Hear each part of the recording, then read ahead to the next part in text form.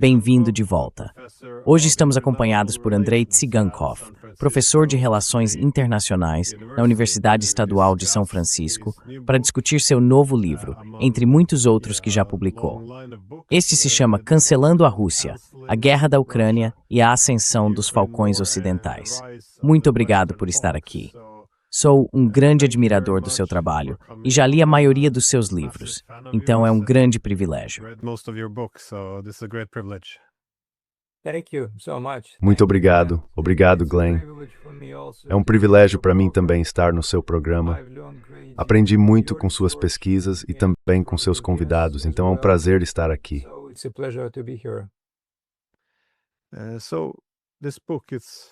Então, este livro é muito atual, porque por um lado ele se refere a eventos contemporâneos, mas também contém algo mais permanente, ou seja, a forma como o Ocidente enxerga a Rússia. Será que simplesmente discordamos de suas políticas, ou existe algo mais, algo fundamentalmente ilegítimo na própria Rússia que precisa ser rejeitado por completo? Gostaria que você desenvolvesse essa ideia. O que quer dizer com cancelar a Rússia? Vamos apresentar o tema principal do seu livro.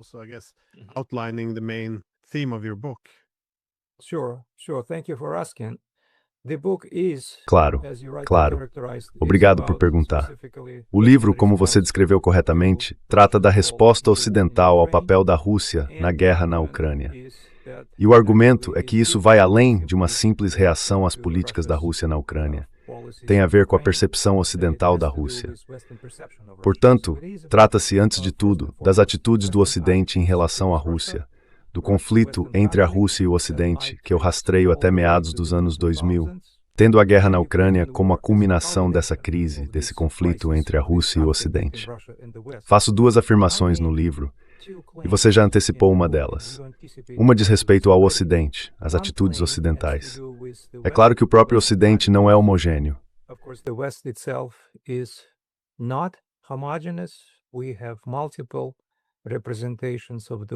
Temos múltiplas representações do Ocidente. O próprio Ocidente é um conceito contestado. Alguns podem dizer que é um produto da Aliança Transatlântica estabelecida em 1948 e que está se desintegrando diante de nossos olhos hoje. Mas ainda assim, o Ocidente existiu como conceito e continua a influenciar o pensamento da Rússia. Sempre foi bastante heterogêneo, com diferentes atitudes. Historicamente, o Ocidente, como você deve lembrar, cooperou pragmaticamente com a Rússia, com base em medos e ameaças comuns, terrorismo, Alemanha nazista e outros. Também houve políticas de contenção, especialmente durante a Guerra Fria. E ocasionalmente podemos ver que o Ocidente tentou transformar a Rússia, inclusive de forma coercitiva, usando a força.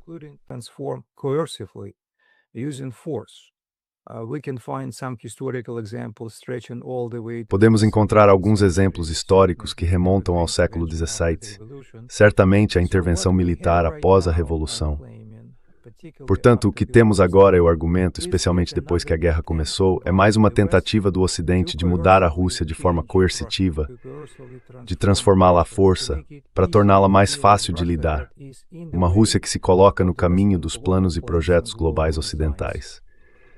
E relacionado a isso, estou analisando grupos específicos dentro do establishment ocidental, alguns ligados ao governo, outros fora dele, aqueles que chamo de falcões da Rússia.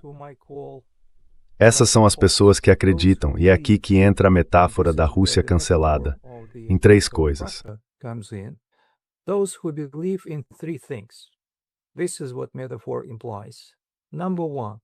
É isso que a metáfora implica. Primeiro, não é apenas Vladimir Putin, mas toda a nação russa, todo o povo russo, que é responsável pela guerra e deve ser responsabilizado por ela. E segundo, como são cúmplices e estão envolvidos nessa guerra, seja diretamente ou apoiando Vladimir Putin, devem ser isolados da comunidade global, não apenas politicamente, mas também culturalmente, historicamente, em termos de reputação, imagem, presença cultural e tradição religiosa.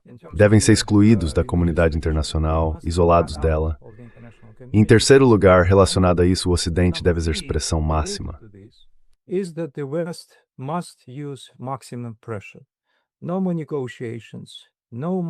Chega de negociações, chega de tentativas de diálogo, chega de contenção.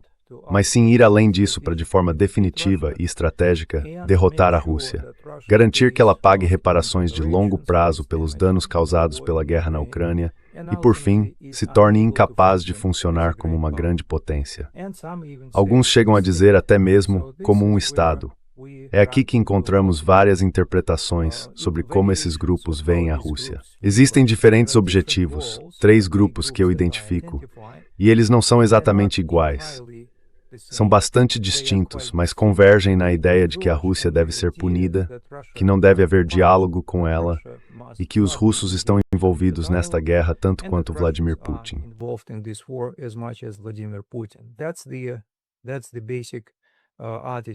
Essa é a atitude básica que eles compartilham. E a segunda afirmação que faço, relacionada ao que você disse, é que a guerra na Ucrânia é realmente uma oportunidade para esses grupos. Não é que atitudes antirrussas tenham surgido de repente por causa da guerra.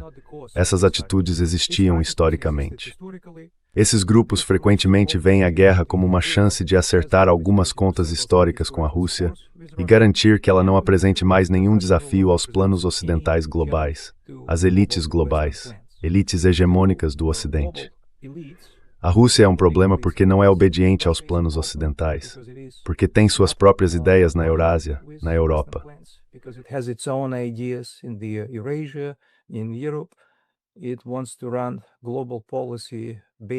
Ela quer conduzir a política global com base em seus próprios interesses nacionais, em suas próprias ideias de como o mundo deve funcionar. Para o segundo grupo, formado principalmente por nacionalistas da Europa Oriental, e a Ucrânia é uma parte importante disso, a Rússia deve ser dividida em vários territórios, pois representa um problema como um Estado imperial histórico. Portanto, eles também concordam com as elites hegemônicas que a Rússia deve ser punida pelo que fez. E o terceiro grupo é composto pela oposição russa radical a Vladimir Putin, em sua maioria no exílio. Eles não querem dividir a Rússia.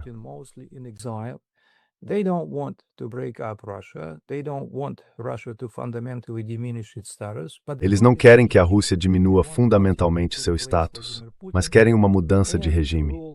No fim das contas, querem substituir Vladimir Putin e governar a Rússia em seu lugar. É aí que eles têm agendas distintas, mas convergem na ideia de que a Rússia deve ser cancelada. Por isso, a causa é mais profunda. E a guerra na Ucrânia é uma oportunidade. É uma oportunidade porque a Rússia, é claro, invadiu a Ucrânia, por uma vez houve um grande dano humanitário e porque isso não é consistente com o internacional. Assim, isso expõe a Rússia a ataques vindos de várias direções.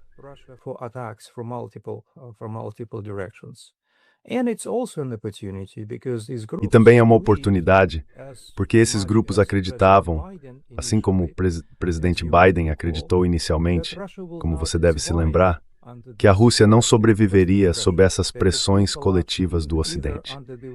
Eles pensavam que ela entraria em colapso, seja por causa das sanções ocidentais dentro da própria Rússia em alguns meses, seja a longo prazo por não resistir a toda essa assistência militar à Ucrânia, já que o Ocidente coletivo, novamente de forma conjunta, é muito mais poderoso.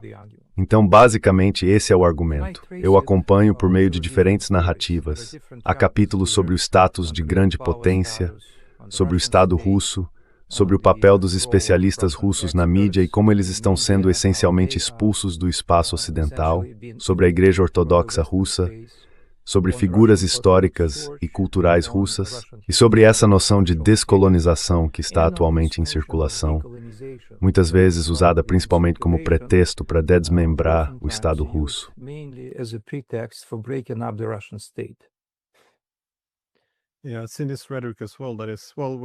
Sim, eu também já vi essa retórica. Com Kaja Kallas, eles afirmaram abertamente que seria uma boa ideia derrotar a Rússia, porque assim ela poderia ser dividida em muitos estados menores e seria mais pacífica. Mas isso foi apresentado até mesmo pelo presidente da Polônia em uma chamada Cúpula da Paz, onde a Rússia não foi convidada, de que a Rússia é essa prisão de nações, e que haveria supostamente cerca de 200 nações que poderiam ser libertadas se a Rússia fosse simplesmente desmembrada. Então a paz é essencialmente equiparada não apenas à derrota da Rússia, mas à destruição da Rússia, o que é uma representação bastante perigosa. Mas quando você disse isso, eu fiquei me perguntando, até que ponto, porque isso também diz muito respeito ao Ocidente, que papel você vê para os ideais liberais? Porque a teoria liberal tem muitos aspectos positivos,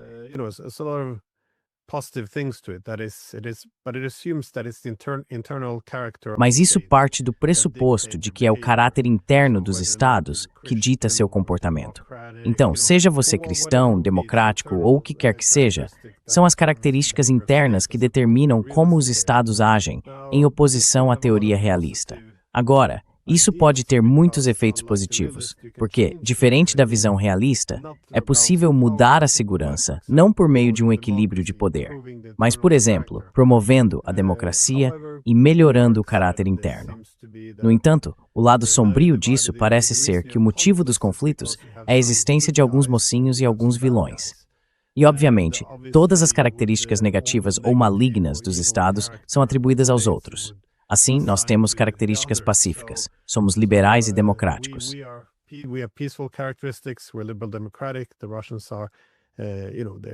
Os russos são opressivos internamente e agressivos no exterior por causa desse caráter autoritário. O problema, então, é saber se esse caráter está ligado à religião ou ao governo.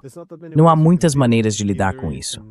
Ou você o contém, o governo ilegítimo, ou o converte, ou seja, o torna cristão, ou o democratiza, ou o destrói.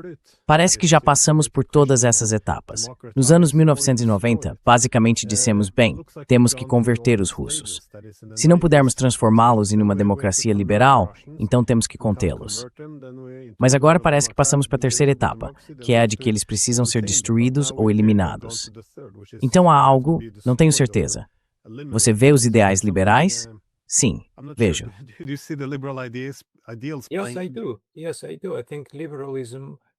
Sim, eu acho que sim.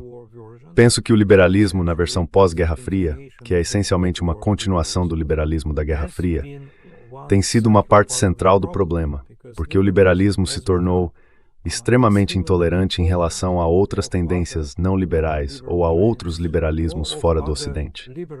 A realidade é que, como você estudou cultura tanto quanto eu, sabe que existem tendências liberais dentro de cada cultura, mas elas não seriam necessariamente semelhantes à tendência dentro da cultura ocidental.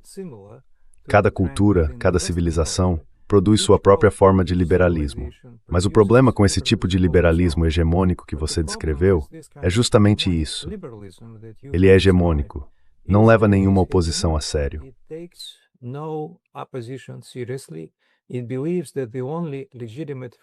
Acredita-se que a única versão legítima do liberalismo é o liberalismo ocidental. Essa mentalidade de cidade brilhante sobre a colina que os outros devem seguir. E se não o fizerem, no melhor dos casos, vão se arrepender. E no pior, nós os faremos seguir nossas ideias liberais. É daí que vem a noção do neoconservadorismo americano. É nesse ponto que ocorre a convergência de dois grupos muito diferentes. Inicialmente, durante a Guerra Fria, você deve se lembrar de que republicanos e democratas discordavam em várias questões, em muitos aspectos. Mas após o fim da Guerra Fria, eles essencialmente convergiram. Liberais intervencionistas como Michael McFaul e pensadores neoconservadores como Robert Kagan e sua esposa Victoria Nuland estavam essencialmente defendendo a mesma coisa, que o liberalismo é universal.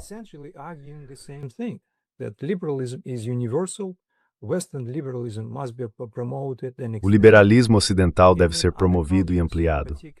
E em outras culturas, especialmente fora do Ocidente, ele é visto como uma receita para enfraquecer suas próprias tradições.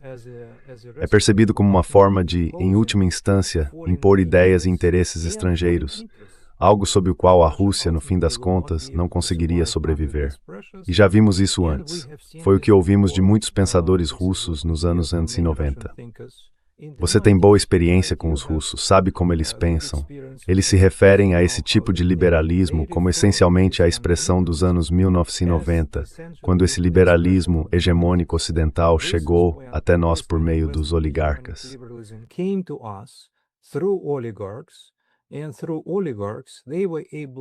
Por meio dos oligarcas, eles conseguiram ganhar dinheiro e transferi-lo para fora da Rússia. Então Vladimir Putin chegou ao poder e começou a restaurar a ordem e a estabilidade. É por isso que o Ocidente continua tendo problemas com ele. Essa noção de liberalismo ocidental universal se torna um problema porque gera oposição de outras culturas e, francamente, alimenta o nacionalismo.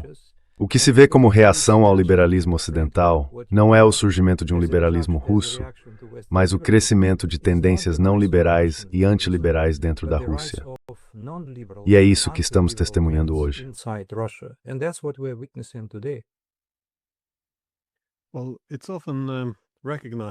Bem, isso é frequentemente reconhecido como uma contradição interna do liberalismo. O fato de que o liberalismo se baseia no indivíduo, e os indivíduos têm ideias diferentes sobre o que é uma vida boa. Por isso, o elemento central do liberalismo é a tolerância em relação a outros caminhos para uma vida boa. No entanto, muitas vezes vemos que o liberalismo também parte de uma suposição de universalismo. E como você disse, isso se fortalece ainda mais quando se associa o liberalismo a uma entidade hegemônica, a ideia de que todos estamos seguindo na mesma direção. Então surge essa intolerância em relação à dissidência. Isso também aparece na política interna. Temos ideais liberais que abraçamos.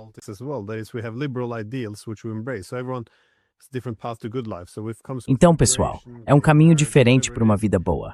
Então, quando se trata de imigração, casamento gay, seja o que for, tendemos a ser muito tolerantes. No entanto, todos precisam seguir o mesmo caminho. Se você discorda dessas ideias, não há muita aceitação para isso. E eu sinto que isso também se transfere, em certa medida, para a política externa. Certo? Esse universalismo moral também. Então, como você descreve no livro, como vê isso moldando o que é considerado um debate aceitável sobre a Rússia? Porque isso é algo que, como acadêmico, me surpreendeu um pouco. O que se pode dizer, o que é considerado um debate aceitável, parece ter se estreitado bastante.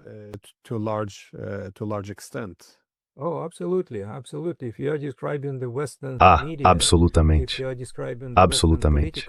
Se você está descrevendo a mídia ocidental, se está descrevendo o cenário político ocidental, então ele se tornou extremamente intolerante com o tipo de discurso crítico amplo que ainda existia nos anos 1990. Hoje em dia, pessoas como você, pessoas que pedem que ambos os lados negociem, que abordem as queixas um do outro, que considerem os interesses mútuos, são basicamente tratadas como parte de um universo alternativo, mídia alternativa. E a mídia tradicional está promovendo uma narrativa que até recentemente era totalmente voltada para derrotar a Rússia na guerra e garantir que a Ucrânia vença com todo tipo de econômico, financeiro e militar.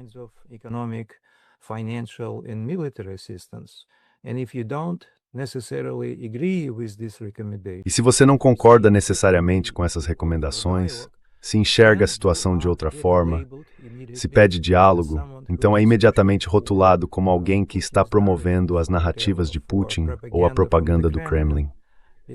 Porque essencialmente existe essa visão dicotômica. Ou você segue as recomendações liberais do Ocidente e, em última instância, suas soluções para os problemas do mundo e seu apoio à Ucrânia, ou está do outro lado. Esse é precisamente o problema ideológico, mas também é um problema político.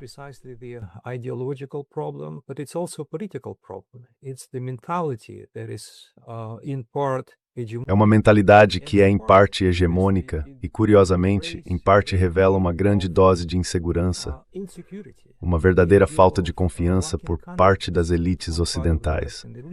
Acho que isso é algo mais para os psicólogos explorarem do que para mim. Como é possível combinar essa enorme arrogância, essa soberba em relação aos próprios valores e ideias, com tamanha falta de confiança na própria capacidade de sobreviver? Talvez seja porque o Ocidente está passando por um processo de polarização, com Donald Trump no poder nos Estados Unidos e movimentos de extrema-direita ou populistas, como quiser chamá-los, ganhando força no contexto europeu. Assim, as elites liberais se sentem extremamente inseguras, e isso explica em parte porque são tão intolerantes.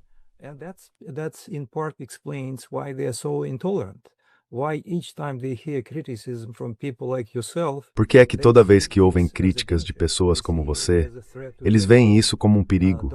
Eles encaram como uma ameaça a sua própria posição dominante na mídia global. Mas a realidade é que terão de se acostumar com isso, Glenn. O mundo mudou tanto, em parte por causa desta guerra, que haverá ainda mais críticas e mais resistência a essas narrativas. Haverá também mais tentativas de diversificar políticas e de construir instituições alternativas. E o Ocidente, não sob Donald Trump e possivelmente nem sob seu sucessor, terá de se acostumar com isso, com a ideia de que o mundo mudou e de que deve de alguma forma aceitar o novo equilíbrio de poder.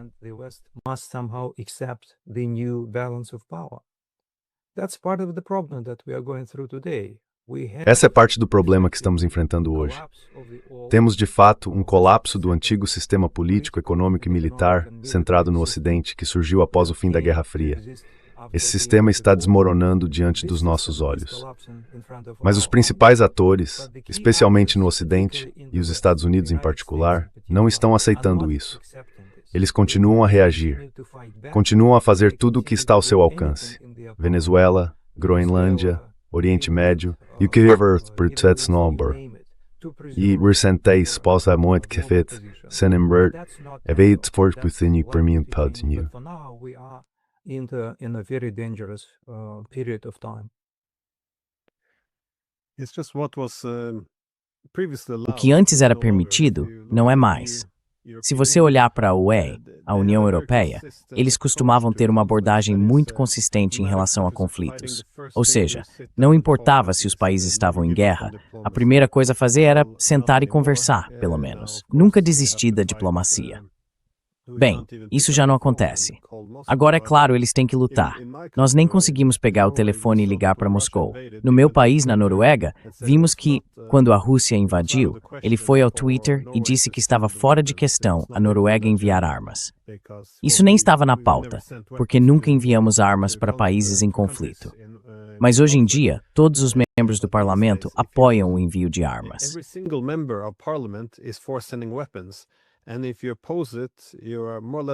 E se você se opuser a isso, é mais ou menos considerado um agente da Rússia. Então, até mesmo que o próprio primeiro-ministro defendeu há 4 anos, já não é mais aceitável. Não é que discordem, é que nem podem mais dizer isso. E além disso, nenhum membro do parlamento pede por diplomacia. Não importa se a Ucrânia está perdendo. Não importa se centenas de milhares de homens estão morrendo. Não se pode ter diplomacia. Isso é visto como uma forma de legitimar os russos. E se você tentar explicar o que preocupa os russos ou o que é necessário para acabar com a guerra, estará legitimando-os. É algo muito estranho. Não é apenas que não podemos falar com os russos, mas também não podemos nem falar sobre eles em termos de suas preocupações de segurança.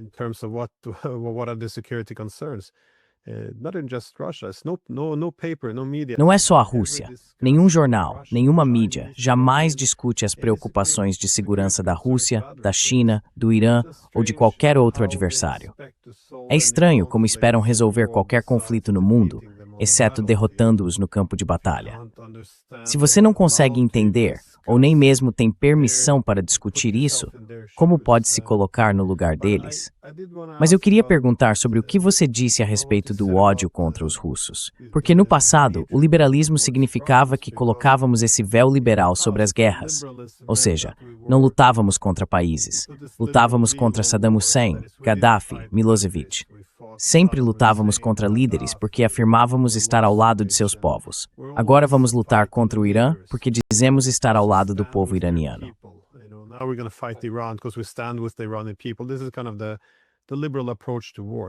Esse é meio que o modo liberal de lidar com guerras. Estamos apenas indo atrás do homem mau no trono. Mas agora meio que abandonamos isso. A ideia toda é de punição coletiva. Todos na Rússia agora fazem parte da máquina de guerra de Putin. Se você é um autor do século XIX, um atleta ou um poeta, não importa quem seja, todos fazem parte da máquina. Se você contribui com arte ou paga impostos, de alguma forma faz parte disso. Então agora temos essa punição coletiva e o ódio contra um povo inteiro, sua cultura, sua religião. O que você acha que isso fará com o próprio Ocidente? Porque o que você está descrevendo não pode ser saudável uma da nossa nação, por assim dizer. Right. I think it's partly also related Acho que isso está parcialmente relacionado ao liberalismo sobre o qual nós dois acabamos de falar, porque os liberais acreditam que não se trata apenas do governo, é a vontade do povo. E se for um governo autocrático e não liberal, então o povo ainda é responsável. No fim das contas, se lidamos com líderes estrangeiros hostis como Vladimir Putin, precisamos estabelecer mecanismos para garantir que esse tipo de líder nunca volte a surgir. Para isso, precisamos garantir que toda a nação seja mudada, transformada. Isso faz algum sentido. Como você deve se lembrar, foi assim que o Plano Marshall funcionou também. Foi assim que a Alemanha e o Japão foram transformados após a Segunda Guerra Mundial. E esse paralelo, de que Putin é essencialmente Hitler, está, como nós dois sabemos, muito presente no imaginário ocidental hoje, especialmente no imaginário liberal europeu.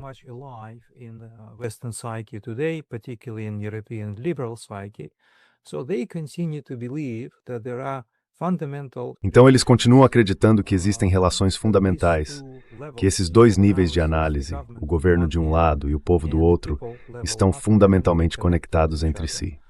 Isso é o pensamento liberal. Por outro lado, isso também não é algo estranho ao nacionalismo, certo? O nacionalismo, especialmente em sua versão essencialista, parte do pressuposto de que o povo sempre apoiará seu líder, que seu líder carismático esperará que a sociedade haja com base em suas crenças. E, em última instância, o partido vencedor, aquele que vence a guerra, também deve garantir que essa nação não volte a representar uma ameaça nacionalista para a comunidade internacional, para outra nação. Portanto, considera-se melhor desmembrar essa nação.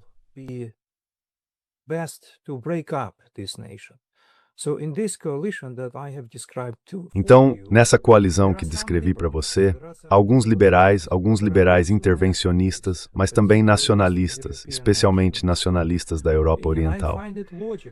E acho lógico que sejam essas as pessoas que acreditam que a Rússia deve ser desmembrada.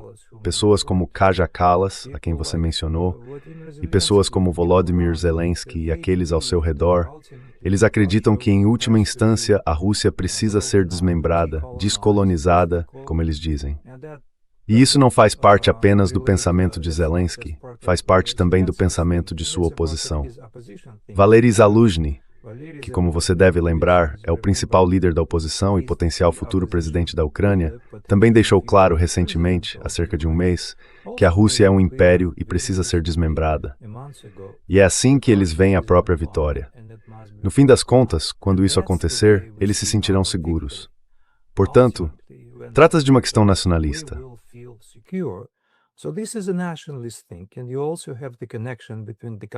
E você também tem a conexão entre o governo e o povo.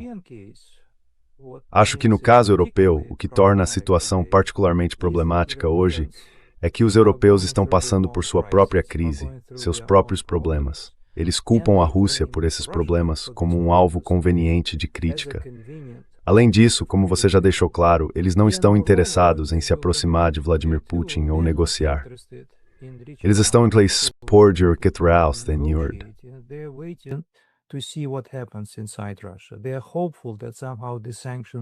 Eles têm esperança de que, de alguma forma, as sanções funcionem, Vladimir Putin seja substituído e então possamos reengajar a Rússia de maneira conveniente, nos nossos próprios termos.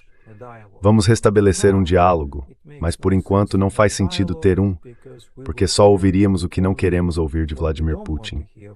Isso cria um problema adicional. Eles vivem em uma bolha, não buscam contato, não ouvem os argumentos do outro lado. Ficam surpresos ao descobrir que a Rússia não está interessada, não tem vontade de invadir nenhum país europeu, porque presumem que esse seria o próximo passo de Vladimir Putin. E isso cria um problema realmente insolúvel, até que, e a menos que se busque o diálogo e a negociação.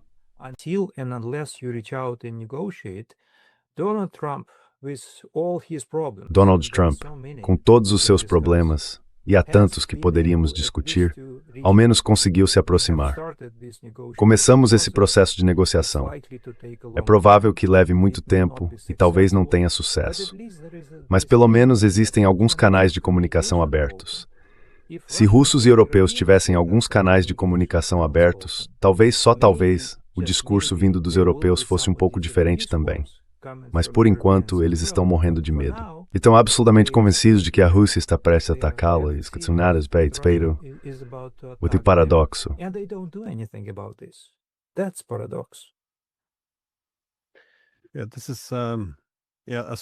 Esse é um aspecto estranho da Europa, no entanto. Nunca tenho certeza se eles realmente acreditam no que dizem, porque, se de fato acreditassem que os russos marchariam sobre Paris, por que não adotaram uma economia de guerra, não se mobilizaram ou não fizeram nada? Tenho dificuldade em acreditar que eles realmente acreditam no que dizem, especialmente pessoas como Macron, que no passado reconheceu que criar uma Europa sem a Rússia inevitavelmente se tornaria, em certa medida, uma Europa contra a Rússia. Portanto, teríamos que encontrar uma forma de acomodar a Rússia e uma arquitetura de segurança europeia.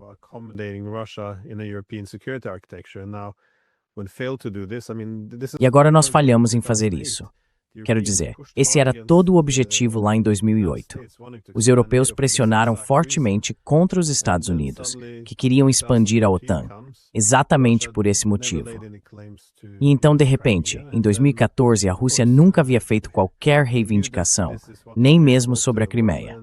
E então, claro, sabíamos que era isso que eles mais temiam no mundo.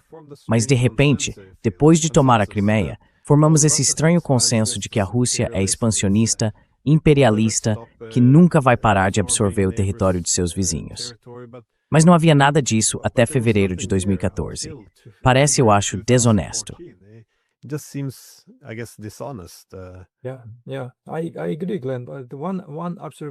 Sim, eu concordo, Glenn.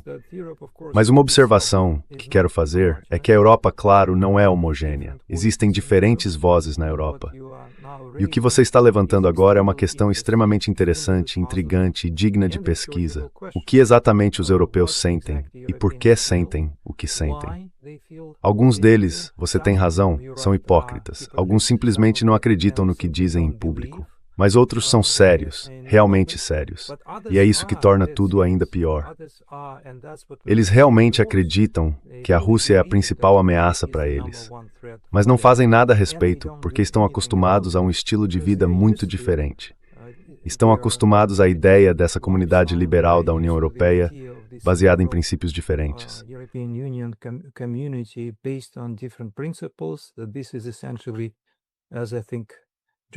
Isso é essencialmente, como Josep Borrell disse recentemente, um jardim cercado por selvas. E eles querem viver nesse jardim. Mas enquanto isso, a realidade está mudando.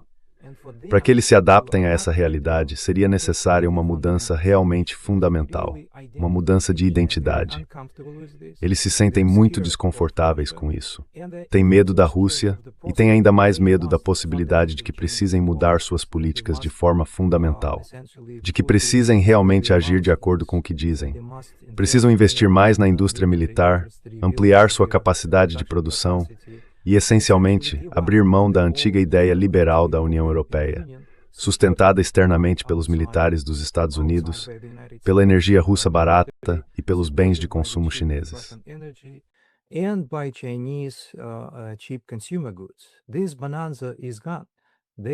Essa bonança acabou. Eles terão que produzir, terão que se defender, e isso é assustador, porque é uma transformação realmente fundamental a qual não estão acostumados. Mas, novamente, é uma questão que pode ser pesquisada. Estou apenas especulando, não sei o suficiente sobre a União Europeia, nem de longe tanto quanto você, mas tenho a impressão de que isso continua sendo um problema, que continua a piorar a situação, porque exige medidas importantes que eles não estão dispostos ou preparados para tomar.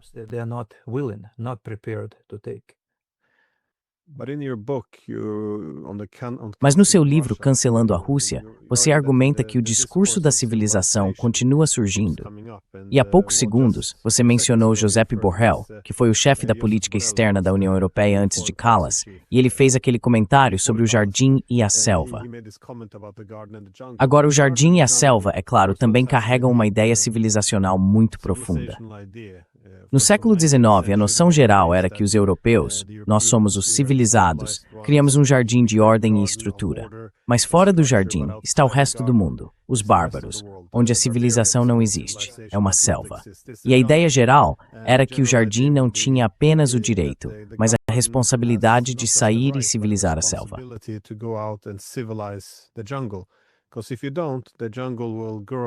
Porque se você não fizer isso, a selva vai crescer e começar a invadir o jardim. E novamente, toda a suposição é que quando nós, as pessoas civilizadas do jardim, saímos dele e entramos na selva, não precisamos mais seguir o estado de direito que seguimos dentro do jardim, porque agora estamos entre os selvagens. Foi interessante quando Josep Borrell disse: construímos um belo jardim, mas a selva está ficando mais forte. Está invadindo o jardim. Precisamos sair e podar a selva.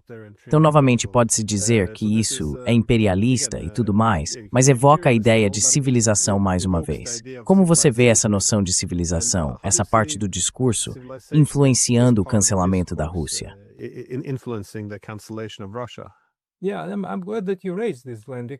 Sim, fico feliz que você tenha levantado isso, Glenn, porque isso também é algo que cria um problema para os europeus. Mentalmente, é ainda mais difícil para eles aceitarem a realidade, porque não estão acostumados a pensar em termos de civilizações plurais. Para eles, existe apenas uma civilização, e essa é a deles. O resto do mundo vai se adaptar, lentamente, mas com certeza.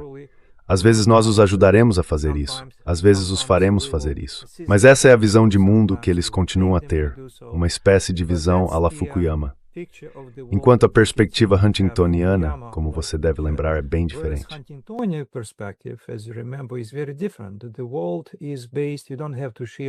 O mundo é baseado, não é necessário compartilhar exatamente os critérios de civilizações de Huntington ou a noção de fronteiras civilizacionais. Mas o pensamento básico, acredito, está correto. O mundo é plural. Existem diferentes culturas produzindo seus próprios modos de coexistência. E, em última instância, os europeus terão de lidar com essas diferentes civilizações. Assim, essa ideia da Rússia como uma civilização estatal é simplesmente uma tentativa de lidar com essas novas mudanças no mundo. Mudanças ideológicas, econômicas e também militares. Não se trata de criar um novo império, mas de encontrar uma forma de coexistir com os outros, com base nessas transformações econômicas.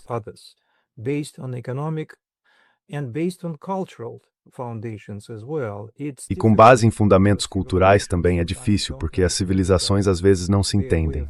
A forma de pensar delas é interna. Elas desenvolveram percepções muito diferentes, mentalidades muito diferentes ao longo dos séculos. Essa mentalidade foi formada internamente. Elas travaram guerras com outras civilizações e outros estados, muitas vezes. Séculos de projetos comuns, ideias de construção nacional, construções ideológicas. Tudo isso criou comunidades culturais bastante coesas, por isso é difícil para elas se aproximarem umas das outras. E esse é outro desafio, hoje, porque não há alternativa.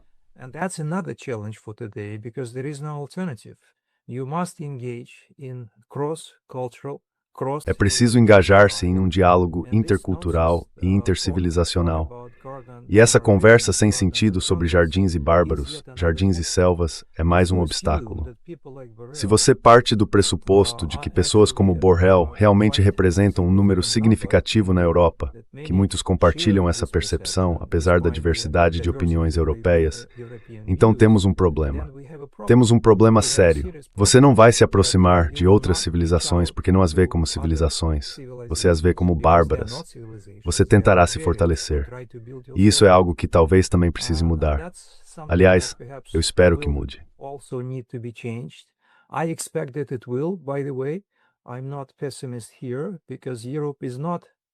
Não sou pessimista aqui, porque a Europa não é fundamentalmente homogênea. Existem diferentes correntes políticas, ainda há discurso democrático, e você continuará vendo posições fundamentalmente diferentes em confronto. A população em geral acabará retirando seu apoio dessa ideia de selva versus jardim, em favor daqueles que buscam diálogo com a Rússia ou outros membros da comunidade global para lidar com questões internas. A Europa, mais uma vez, continua em crise e precisa se abrir não apenas à Rússia, mas também à China, ao Oriente Médio, à Índia e a outras partes do mundo.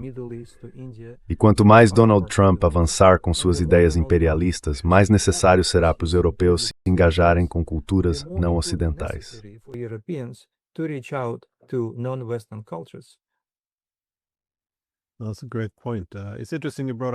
Esse é um ótimo ponto.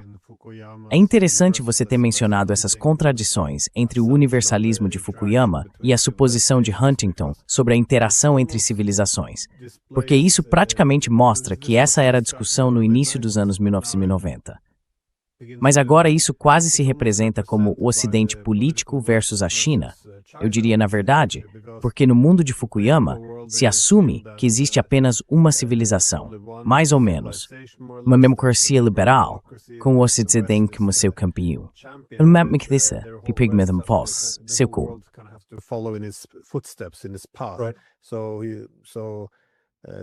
Então, o liberalismo se torna uma norma hegemônica até certo ponto, enquanto a China parece seguir a linha de Huntington, porque quando se observa a iniciativa de civilização global, ou o argumento de Xi Jinping, a ideia básica é que temos muitas civilizações. Não cabe a uma civilização dizer a outra como deve se desenvolver.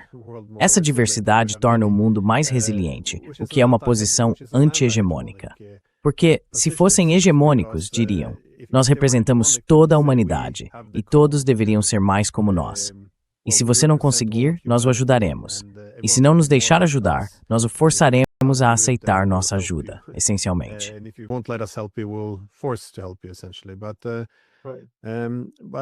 Mas grande parte dessa questão sobre civilização parece que surgiu no início dos anos 90, ou pelo menos em meados da década de 90.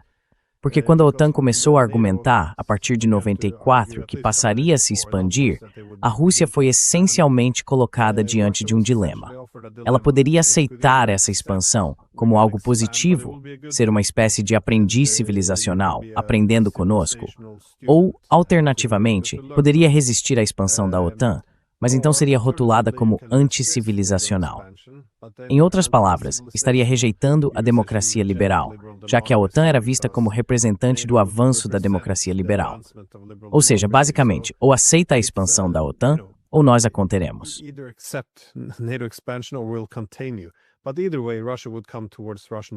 De qualquer forma, a OTAN se aproximaria das fronteiras russas, e isso criou uma política muito complicada. Por um lado, tratava-se de reafirmação e dissuasão. Tentamos tranquilizar os russos de que a OTAN não estava contra eles, mas se rejeitassem ou se opusessem, então agiríamos contra eles. Era, portanto, um equilíbrio muito estranho, reafirmação e dissuasão. Mas você argumenta em seu livro que a Rússia é cada vez mais tratada como uma outsider civilizacional, certo? Como você vê essa forma de enquadramento surgindo? E como isso pode continuar depois de tanto tempo, especialmente agora? É muito difícil argumentar que a expansão da OTAN não representa uma ameaça para a Rússia depois do que vimos nos últimos anos.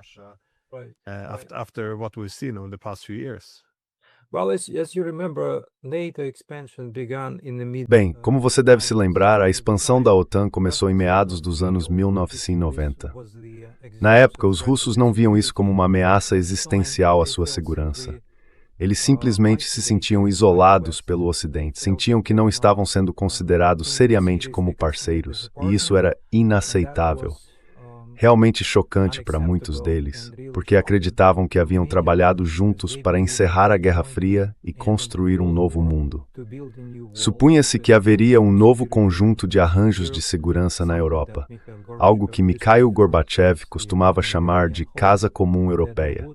A ideia era que o Pacto de Varsóvia se dissolveria, e se a OTAN não se dissolvesse, pelo menos permaneceria onde estava, enquanto novos arranjos de segurança fossem desenvolvidos. E você deve se lembrar, essa ideia volta à tona de tempos em tempos, até mesmo antes de Vladimir Putin chegar ao poder como presidente.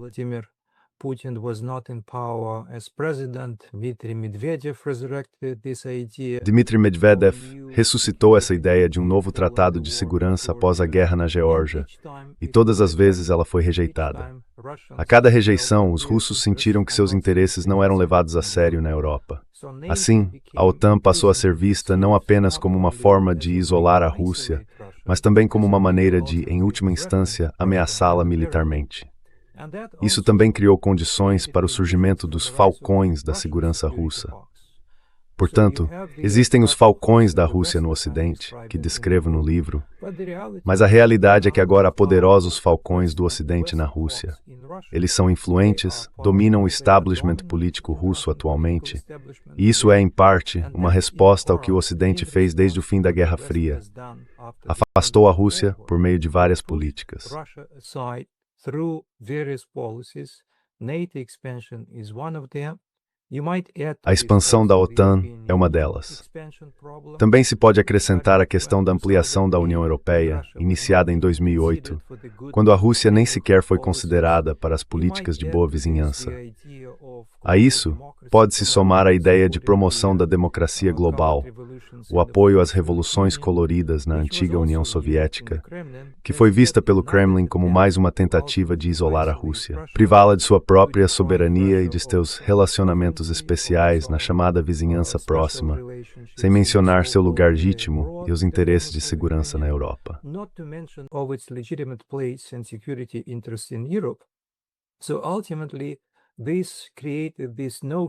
Então, em última análise, isso criou a noção de que a Rússia é autônoma e a afastou do Ocidente. E quando Vladimir Putin desenvolveu pela primeira vez a ideia de uma civilização estatal, você deve se lembrar de que isso aconteceu em 2012, no contexto de uma reação às alegações ocidentais de que havia tendências fundamentalmente insustentáveis no sistema político russo. As eleições eram fraudadas, Vladimir Putin era ilegítimo. Foi nesse momento que muitos especialistas e, pode-se dizer, estrategistas do Kremlin decidiram que já era o bastante. Eles nos forçam a ser diferentes, então seremos diferentes. E foi então que o contexto se tornou propício para ressuscitar a ideia da Rússia como algo culturalmente incomparável ao Ocidente, culturalmente e fundamentalmente diferente do Ocidente.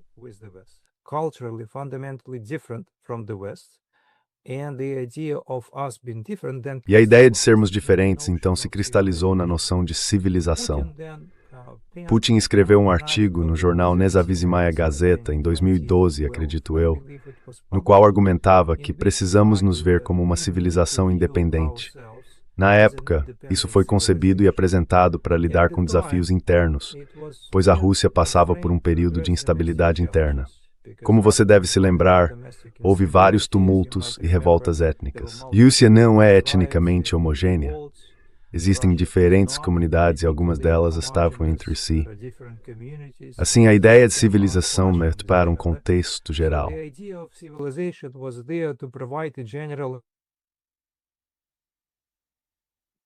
Tecido estatal. Mas então ela também adquiriu uma dimensão externa. A civilização russa tornou-se cada vez mais crítica em relação ao Ocidente, crítica ao liberalismo europeu, e também adotou uma noção de civilização de caráter huntingtoniano. É aí que estamos hoje. Parte disso é interna, mas grande parte resulta das políticas ocidentais de isolamento da Rússia em todos esses níveis. Expansão da OTAN, expansão da União Europeia e promoção global da democracia às custas das próprias instituições russas.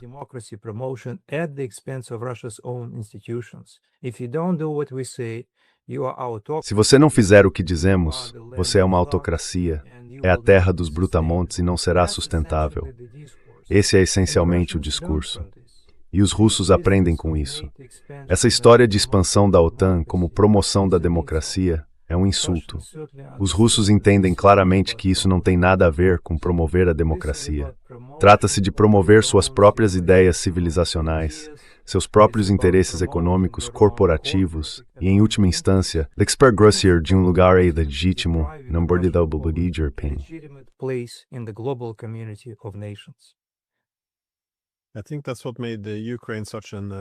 Acho que foi isso que tornou a Ucrânia um caso tão complicado, além de ser importante para a segurança da Rússia, porque até a OTAN tinha um documento de 2011 em que observava que o maior problema para o avanço das relações OTAN-Ucrânia era que apenas cerca de 20% da população ucraniana queria fazer parte da OTAN.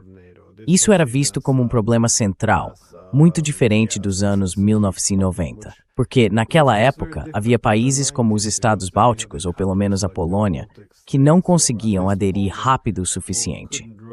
Eles só queriam estar do lado certo das linhas divisórias, em vez de eliminar as linhas divisórias.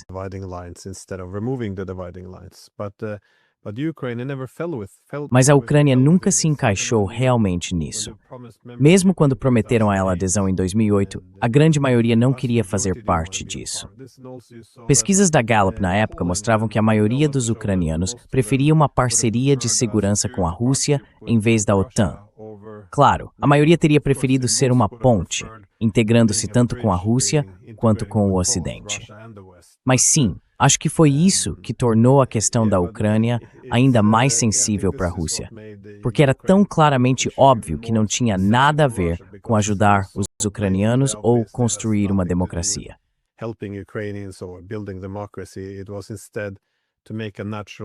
Em vez disso, a intenção era criar uma ponte natural para um bastião ou uma linha de frente.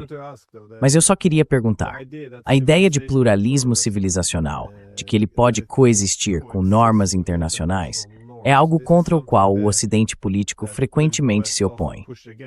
A suposição geral é que se todos compartilharmos uma única ideia civilizacional, ou o liberalismo como uma espécie de religião universal, isso se tornaria a base para nos tornarmos mais semelhantes e capazes de ter normas comuns para cooperar. Como você responderia a isso? Ou talvez não responder, mas comentar sobre isso.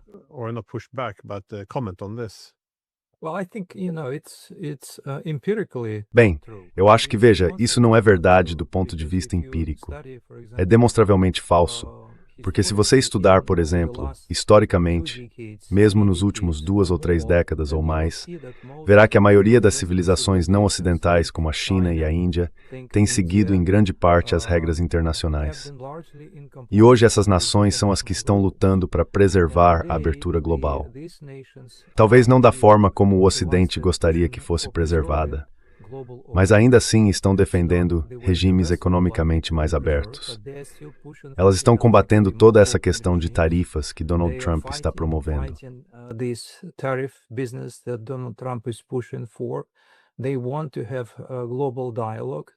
Eles querem ter um diálogo global.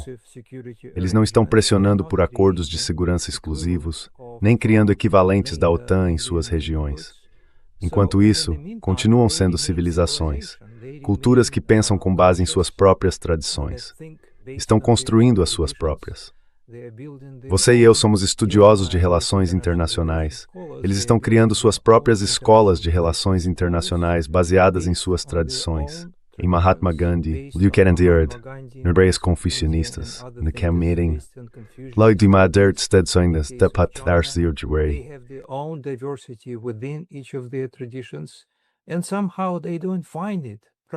E de alguma forma eles não acham problemático interagir com colegas ocidentais. Mas infelizmente, muitas vezes são os colegas ocidentais que acham problemático aceitar essas ideias vindas de fora do Ocidente. Eles não levam essas ideias muito a sério, acham que não são realmente científicas do ponto de vista social, que não são testáveis e assim por diante. O que para mim é mais um sinal de que a civilização ocidental tem dificuldade em aceitar os outros. Portanto, penso que o problema não é que essas civilizações sejam incompatíveis com o Ocidente. É o contrário. O próprio Ocidente frequentemente se vê como incompatível com essas civilizações.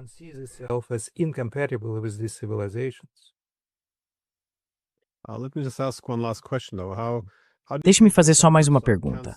Como você acha que esses esforços para cancelar a Rússia impactaram a produção de conhecimento, tanto na academia ocidental quanto na mídia? Pois é, com base no seu livro, no seu estudo, mas também imagino na sua experiência pessoal, porque parece que o debate se estreitou bastante.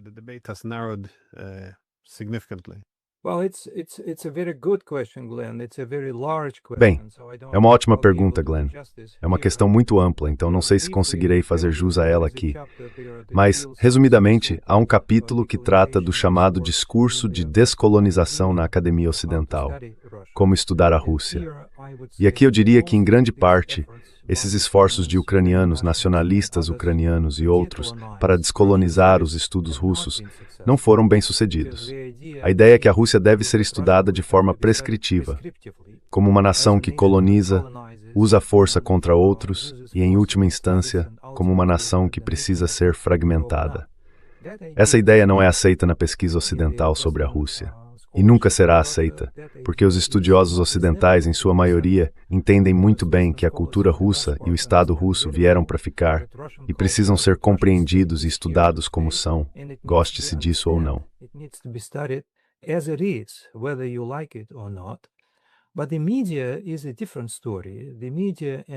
Mas a mídia é uma história diferente. A mídia e a comunidade de especialistas são uma história diferente. Há outro capítulo separado sobre isso. E aqui eu diria que a comunidade Cancele a Rússia, a coalizão Cancele a Rússia, na medida em que foi apoiada por governos ocidentais, tem sido muito mais bem-sucedida do que essa questão de descolonizar a Rússia na academia ocidental. Porque a mídia russa é essencialmente inexistente agora no cenário midiático ocidental. Os especialistas russos, digo com pesar, não estão presentes nas discussões políticas ocidentais.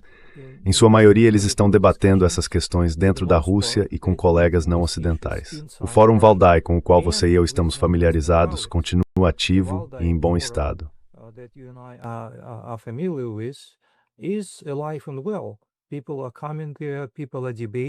As pessoas estão indo até lá, as pessoas estão debatendo, exceto que os colegas ocidentais muitas vezes não estão presentes. Então pode-se dizer que isso é uma autoisolação ocidental, no que diz respeito à comunidade de especialistas e até mesmo à comunidade da mídia. É por isso que não existe mais um discurso vibrante e crítico na mídia ocidental sobre a Rússia. Também não há um debate ativo entre especialistas sobre a Rússia, porque as vozes russas foram excluídas, exceto por você, e novamente pela comunidade de mídia alternativa que não faz parte do mainstream, há pouquíssimas vozes debatendo essas questões. Então aqui, pode-se dizer que a coalizão Cancele a Rússia foi mais bem-sucedida do que no caso da academia. Essa é uma resposta muito curta para uma pergunta muito boa.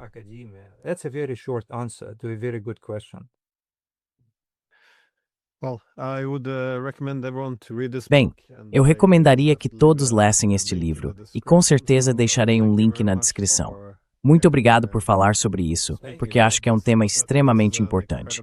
Além disso, ele ajuda muito a entender o que realmente aconteceu no Ocidente, em termos de como falamos sobre a Rússia e quais são os verdadeiros objetivos. Então, mais uma vez, obrigado. Muito obrigado por me receberem. Obrigado, Glenn.